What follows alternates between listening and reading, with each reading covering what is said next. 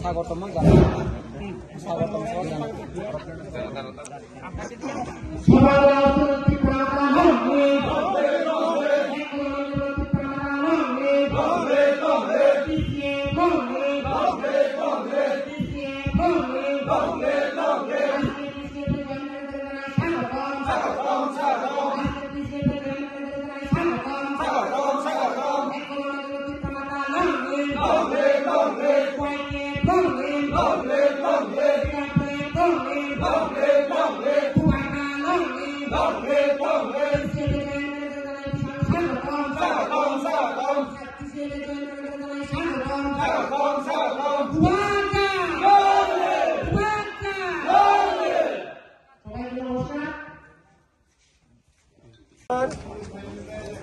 আজকে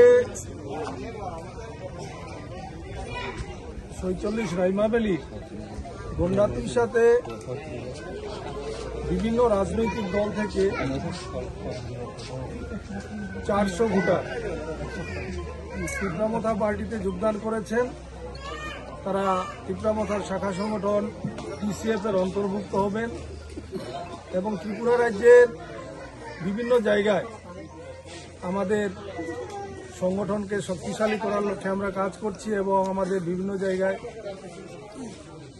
যোগদান সভাগুলো হচ্ছে।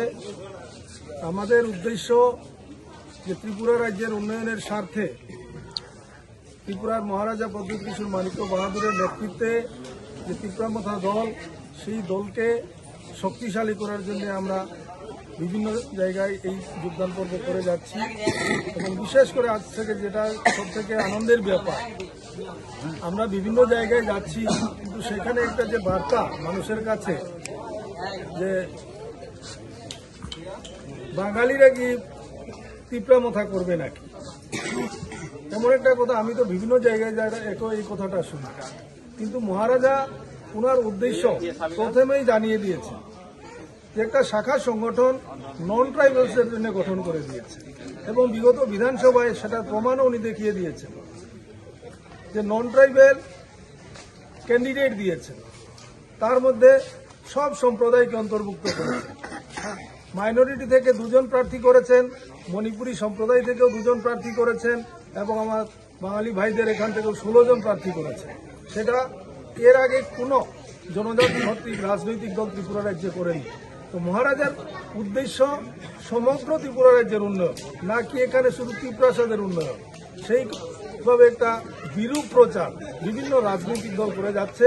কিন্তু আজকে যারা এখানে যোগদান করেছেন তাদেরকে আমি আন্তরিকভাবে স্বাগত জানাই। তারা মহারাজার যে উদ্দেশ্যকে সফল করার জন্য আজকে ত্রিপুরামথা পার্টিতে যোগদান করেছেন। সবাইকে ধন্যবাদ।